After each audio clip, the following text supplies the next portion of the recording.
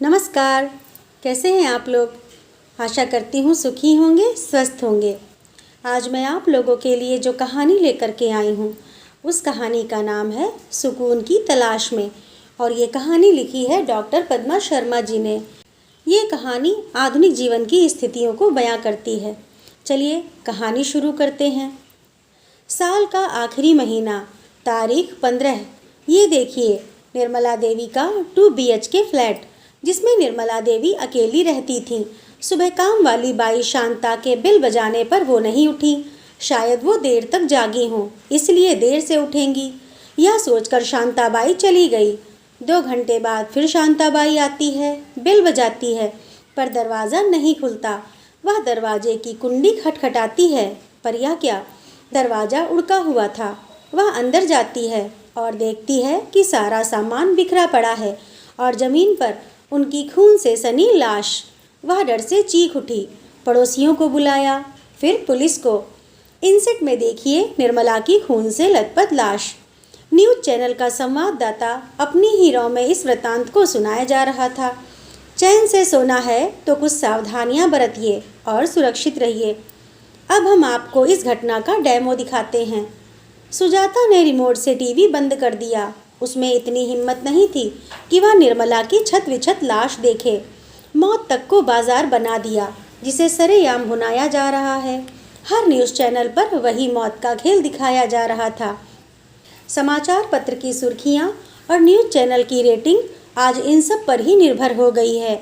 Society के बगीचे में सुजाता, निर्मला और आशा तीनों साथ बैठकर योग के कुछ आसन करती, बतियाती, हंसती मुस्कुराती, दुख दर्द बांटती। आपस की मुस्कुराहट टॉनिक का काम करती। एक दूसरे के व्यंग और कमेंट तरोताज़ा करते, एक दूसरे का साथ हिम्मत पैदा करती। 3 साल पहले सुबह के झुरपुटे में आशा ने ही निर्मला से इसी बगीचे में मुलाकात कराई थी। 2-4 मिनट के आपसी वार्तालाप के बाद निर्मला ने बताया था कि वह अपने बेटा बहू के साथ रहती है। 2 दिन में ही उन दोनों की आपस में खूब पटने लगी थी। दोनों दुनिया जहान की बातें करती, मंदिर हो आती, सब्जी वाली हाट भी। आज सुबह की ही तो बात है। सुजाता हमेशा की भांति निर्मला की प्रतीक्षा में टकटकी लगाए बैठी थी। बदहवासी से भरी आशा ने आकर बताया था कि रात को किसी ने निर्मला का बेरहमी से कत्ल कर दिया है। ऊपर की सांस ऊपर और नीचे की सांस नीचे ही रह गई। धमनियों में रक्त संचार रुक गया। कश्मीर की घाटियों में बर्फबारी के समय पानी नलकूपों में जम जाता है, बिल्कुल वैसे ही। उसे याद आया, आजकल निर्मला अकेली थी। उनके बेटे बहू 1 माह के लिए बाहर गए हैं। हत्यारों को पता होगा कि बुढ़िया अकेली है। वह कांप गई। कौन मार सकता है निर्मला को? हत्यारा घर में कहाँ से घुसा होगा? क्या किया होगा? कैसे मारा होगा? अब तो बुजुर्गों का अकेले रहना खतरनाक होता जा रहा है।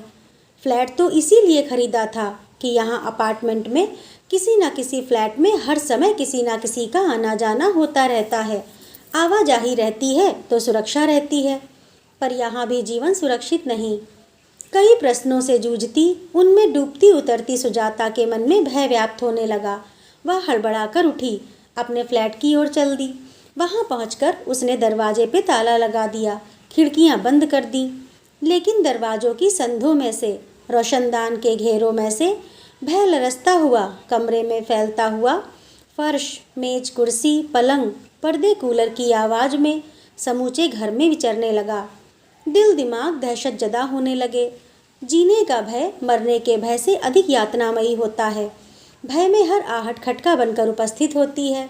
वह भी डर रही थी। अपने डर को हराने के लिए उसने व्हाट्सएप के साहित्य की बात समूह को खोला। लगा शरद कोकास की कविता उसके डर को अभिव्यक्त कर रही है। वे आज़ाद हवा से खौफ खाते हैं, वे गुलाम हवा से खौफ खाते हैं, खौफ खाते हैं कैद हवा से, हवा ना होने पर भी खौफ खाते हैं।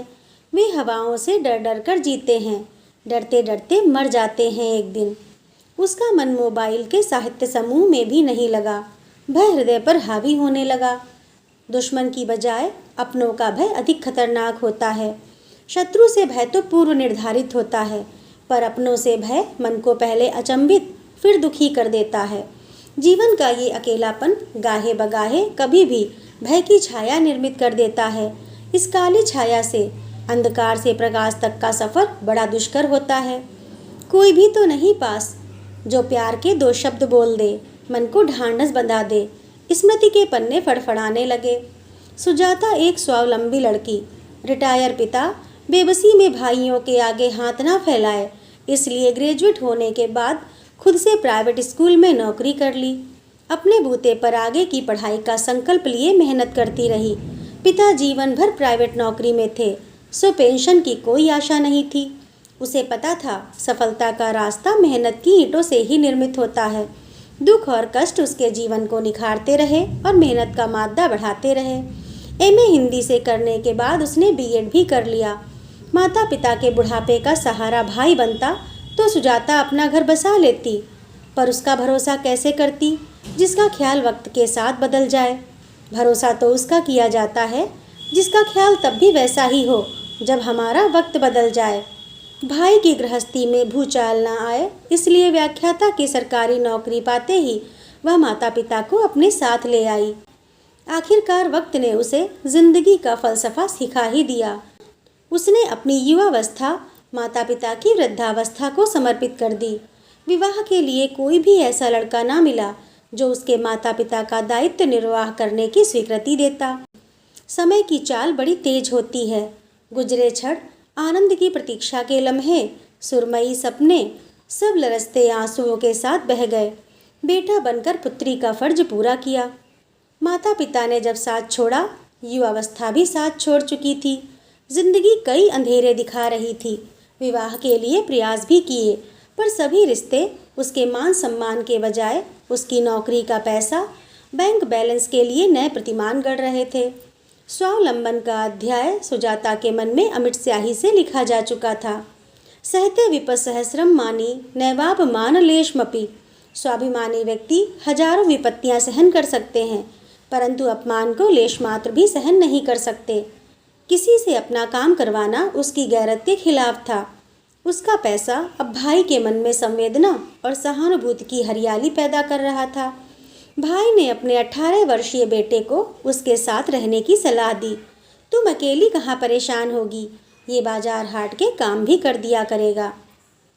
भतीजा साथ रहने आ गया। जिंदगी जिस ढर्रे पर चलने लगती है उसकी आदत हो जाती है। सुजाता को अपने जीवन में किसी दूसरे का दखल, उसकी उपस्थिति, उसके क्रियाकलाप सब मन को उद्वेलित कर रहे थे। वह उसके साथ अपना सामंजस्य बिठाए या भतीजा चैतन्य उसके हिसाब से चले, दो प्रतिकूल बिंदु अपने अपने रास्ते चल रहे थे।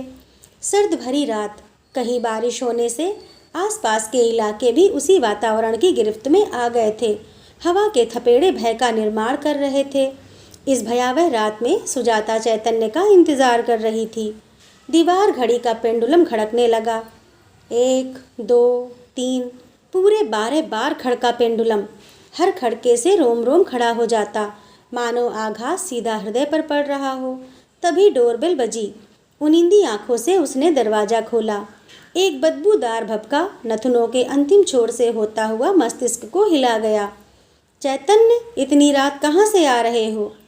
वह लड़खड़ाते हुए कदमों से अंदर आया और मुंह पर तर्जनी रखकर इशारा करते हुए बोला, श्श, चुप, शोर नहीं, आसपास के लोग जाग जाएंगे।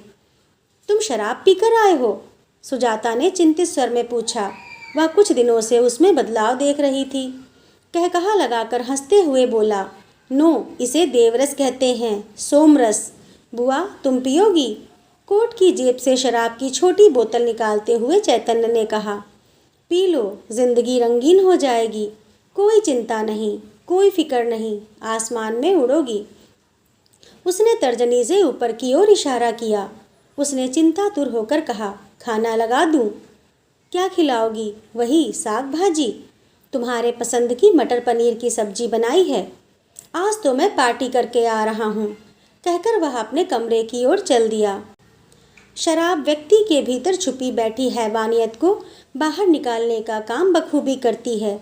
सुजाता ने सोचा, इससे सुबह बात करूंगी, इस समय यह होश में नहीं है, और वह अपने कमरे में जाकर सो गई। उसका मन मानने को तैयार नहीं था कि शराब पीकर व्यक्ति को होश नहीं रहता। यदि शराब पीकर व्यक्ति को होश नहीं रहता तो वह दूसरे के घर की बेल क्यों नहीं बजाता। शराबी जिससे नाराज हो उसे बड़ी शान से खरी खोटी सुनाता है, तब भी लोग कहते हैं कि पीकर बक रहा है, अभी होश में नहीं है। रात का लगभग 1 बज रहा था। सुजाता को अपने कमरे के दरवाजे पर दस्तक सुनाई दी। कान सुनने की मुद्रा में आवाज़ तक पहुंचने का प्रयास करने लगे। फिर वही दस्तक। सुजाता ने पूछा, कौन? अरे बुआ, दरवाज़ा खोलो। जितनी तेज पुकारने की आवाज़ उतना ही तेज दरवाजे पर दस्तक का शोर। आवाज़ें भी सन्नाटे को चीरती बहुत कुछ आभास करा रही थीं। सुजाता ने जैसे ही दरवाज़ा खोला, चैतन्य ने उसकी गर्दन पर चाकू रखकर कागज़ आगे बढ़ा दिया और धमकी भरे लहजे में बोला, बुआ, इन कागज़ों पर दस्तखत कर दो। क्या हैं ये वसीयत के कागज़ हैं, हंसते हुए बोला। उसकी हंसी दिल को डसती चली गई। हर इंसान अपनी जुबां के पीछे छुपा है, अगर उसे समझना है तो उसे बोलने दो।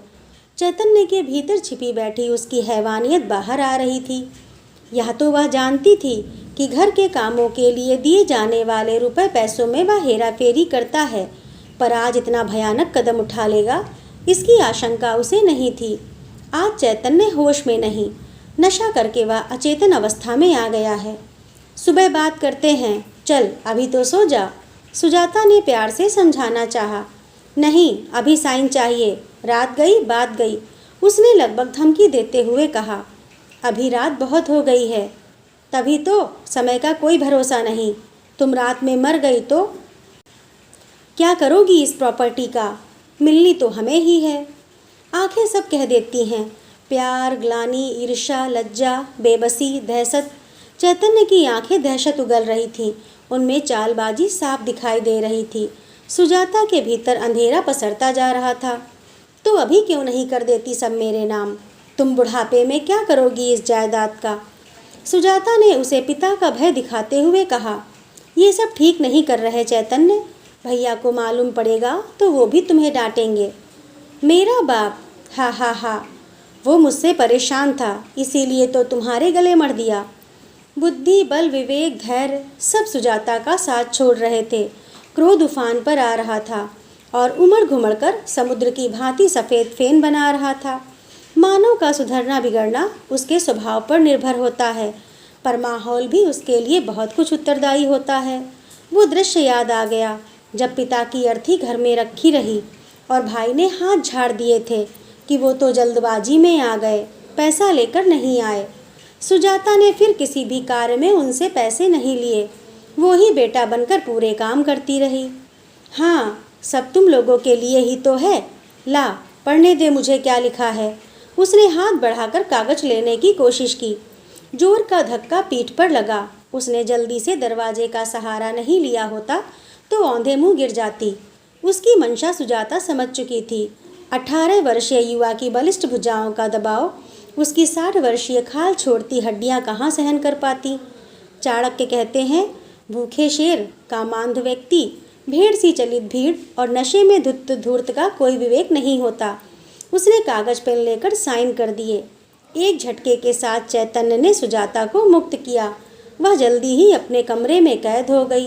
भयावह रात, अनिष्ट की आशंका। कोई आशान्वित सहारा ना हो तो एक एक पल बड़ी मुश्किल से कटता है। यह सबक तो किताबों में भी दर्ज ना था जो उसे जिंदगी ने सिखाया था। नशे में धुत चैतन्य वसीयतनामा लिखवाकर चैन की नींद सो रहा था। लाट साहब बनने के सपने में डूबता उतराता। सुबह होते ही सुजाता बदहवास सी पार्क में पहुंची। सबसे पहले निर्मला ने ही उसे हिम्मत बंधाई।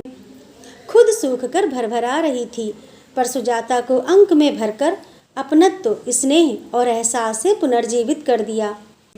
निर्मला सुजाता के साथ थाने गई और रिपोर्ट लिखवाई। पुलिस ने उसके भाई को बुलाया और भाई ने माजरा देखा तो मिन्नत करने लगा कि बेटे का भविष्य बर्बाद हो जाएगा।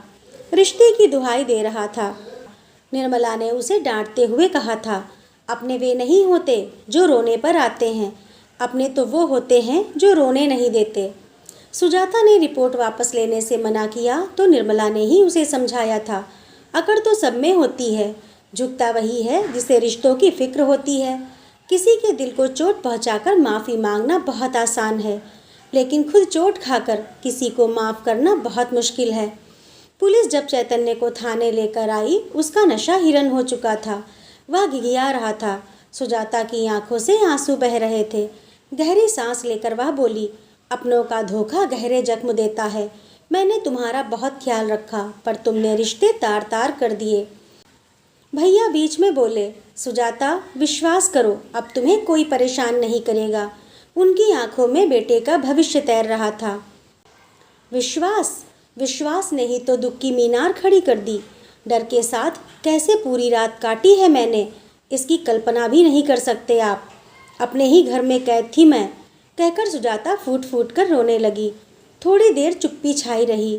आंखें पोंछते हुए बोली, मेरी ही कमाई गई धन संपत्ति पर यह कब्जा जमाना चाह रहा था। प्यार से मैं इसे सब दे देती, पर भय से या धोखे से इसे कुछ हासिल नहीं होगा। फिर भैया की ओर मुखातिब होकर बोली, भैया आपने ही अपना फर्ज निभाया होता तो मुझे आज ये दिन ना देखना पड़ता। आज सुजाता ने अपने जीवन का सत्य भैया से कह ही दिया। घर आकर भी निर्मला दिन भर साथ रही और उसे ढांढस बंधाती रही। तुम हिम्मत क्यों हारती हो, हम सब हैं तुम्हारे साथ। मैंने कभी नहीं सोचा था कि चैतन्य ऐसा काम करेगा। जब रिश्ते ही स्वार्थी हो जाएं, रिश्तों में जंग लगने लगे, तो उसे अपने से दूर कर देना ही बेहतर होता है। समस्याएं कब मेरा पीछा छोड़ेंगी? हर समस्या का हल होता है, पर मुझे नहीं लगता, कहकर सुजाता शून्य में देखने लगी। समस्याएं इतनी ताकतवर नहीं होती जितना हम उन्हें मान लेते हैं। कभी सुना है कि अंधेरे ने सुबह नहीं होने दी? मुस्कुराकर बोली निर्मला। ज्यों-ज्यों दिन बीते, एक अजीब से डर से उसका मन भयाक्रांत होने के कारण शरीर असक्त सा होने लगा। बाजार हाट के काम करने में भी परेशानी होने लगी। स्वावलंबन किसी के आगे याचक नहीं बनने दे रहा था। और आज उस संकट की घड़ी में उसका साथ देने वाली निर्मला आज खुद शांत पड़ी थी।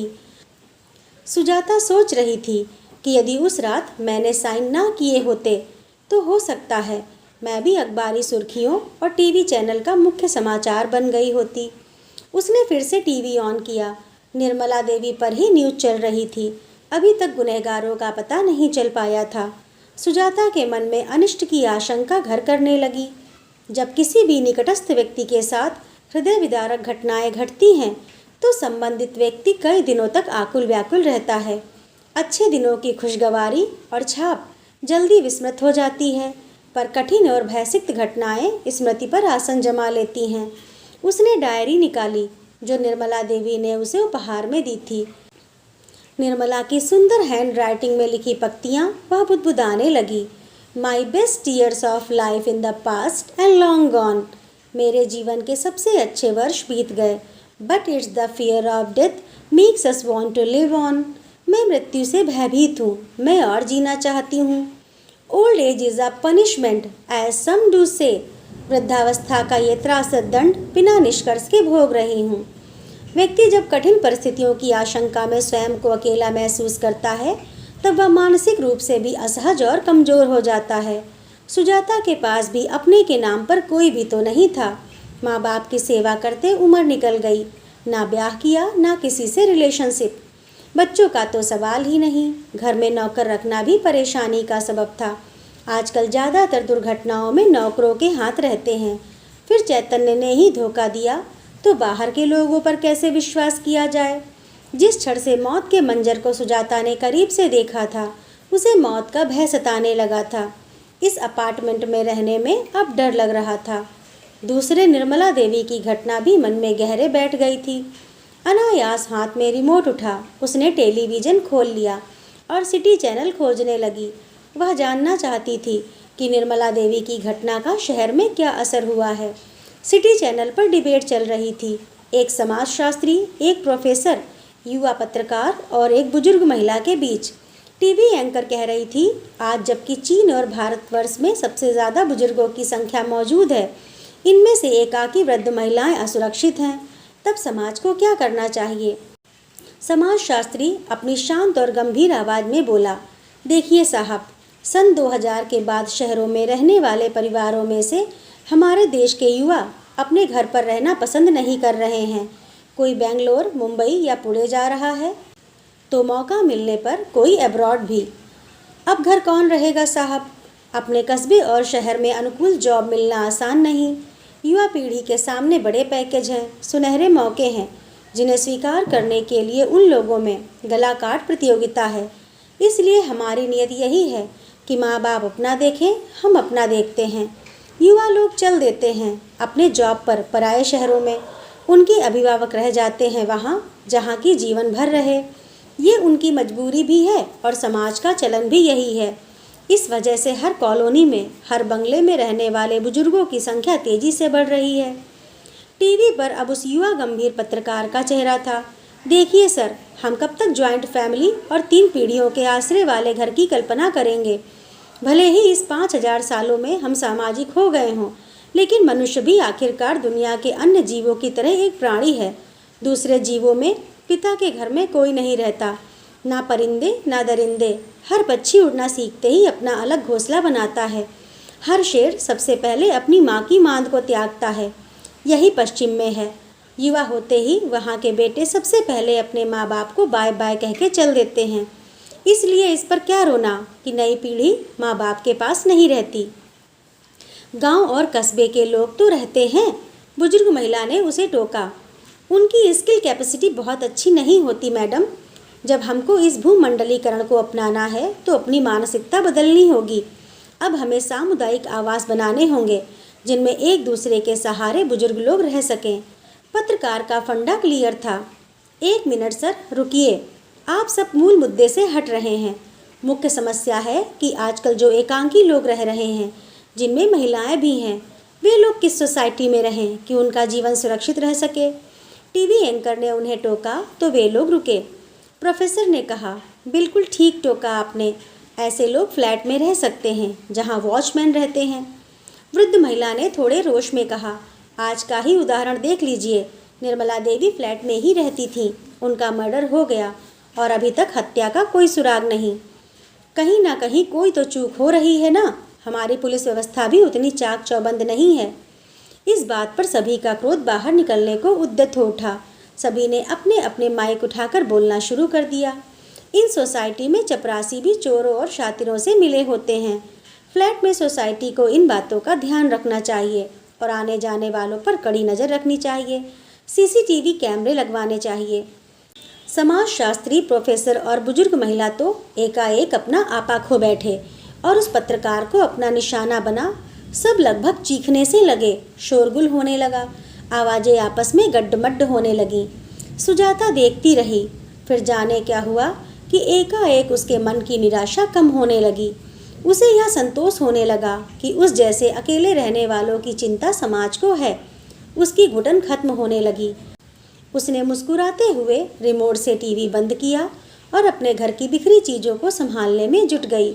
उसके होठों पर अपना प्रिय फिल्मी गीत गूंज रहा था, दूर कहीं जब दिन ढल जाए। दोस्तों, डॉक्टर पद्मा शर्मा जी की यह कहानी आजकल के हालातों को बयान करती है। आजकल वास्तव में कई घर ऐसे हैं जहां बुजुर्ग अकेले रहते हैं। उनको कई और समस्याएं तो हैं ही, साथ में उनकी जान को खतरा भी रहता है हर समय, क्योंकि हमारे समाज में कई ऐसे असामाजिक तत्व हैं जो ऐसे घरों को निशाना बनाने की ताक पर रहते हैं। आप लोगों को यह कहानी कैसी लगी कमेंट करके ज़रूर बताइएगा। अगर अच्छी लगी हो तो लाइक करिए, शेयर करिए और ऐसी ही और कहानियों के लिए हमारे चैनल को सब्सक्राइब करिए। धन्यवाद।